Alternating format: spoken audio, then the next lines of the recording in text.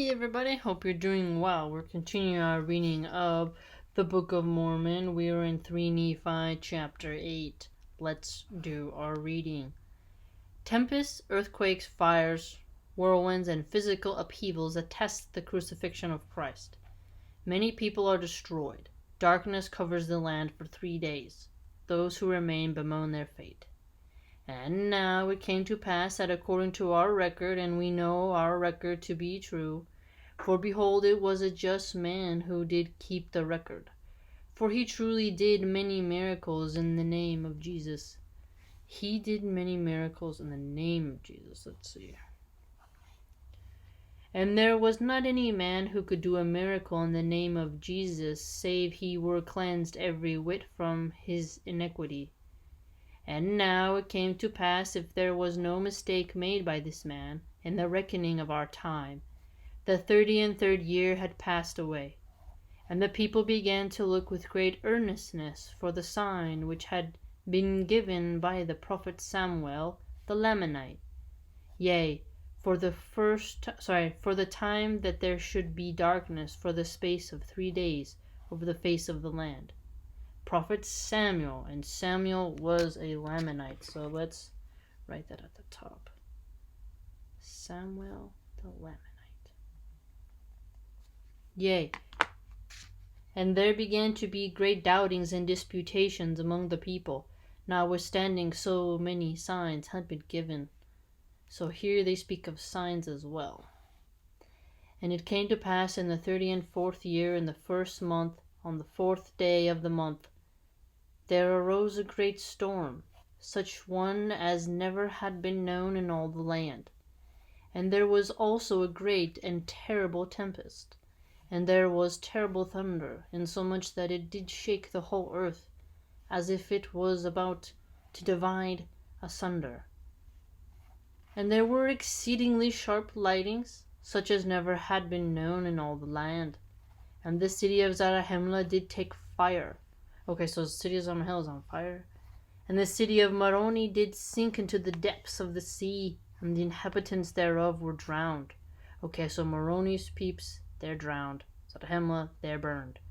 And the earth was carried up upon the city of Moronihah, that in place of the city there became a great mountain.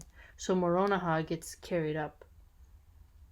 And there was a great and terrible destruction in the land southward. But behold, there was a more great and terrible destruction in the land northward. For behold, the whole face of the land was changed, because of the tempest, and the whirlwinds, and the thunderings, and the lightnings, and the exceedingly great quaking of the whole earth. Exceedingly great is a phrase that has been very apparent throughout the entire Book of Mormon. And the highways were broken, and the level roads were spoiled, and many smooth places became rough. So it's just a complete fracturing thereof, just really making a mess. And many great and notable cities were sunk. Notable cities were sunk. So even those that were like, hey, we're above it all, they're into the earth. And many were burned, and many were shaken till the buildings thereof had fallen to the earth, and the inhabitants thereof were slain, and the places were left desolate. And there were some cities which remained, but the damage thereof was exceedingly great, and there were many in them who were slain.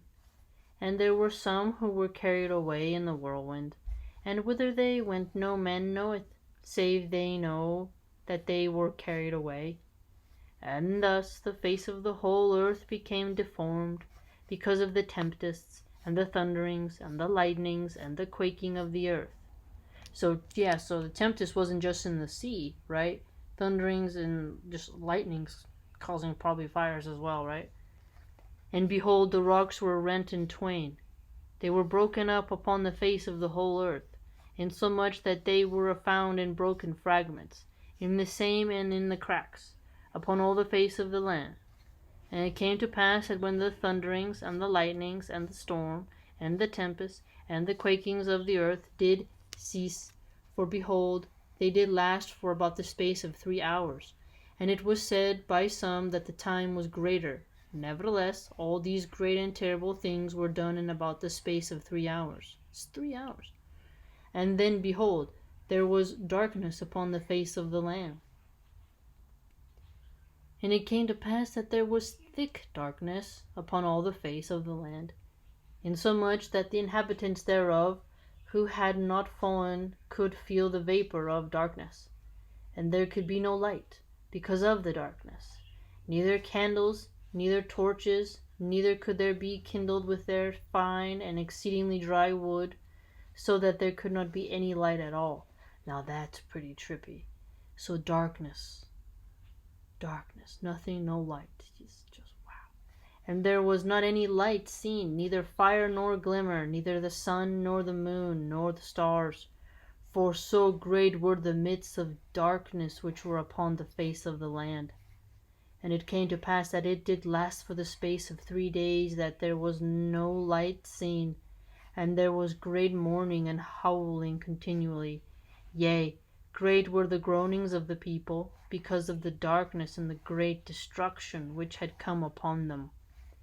And in one place they were heard to cry, saying, Oh, that we had repented before this great and terrible day, and then would our brethren have been spared, and they would not have been burned in that great city Zarahemla. And in another place they were heard to cry and mourn, saying, Oh, that we had repented before this great and terrible day, and had not killed and stoned the prophets, and cast them out.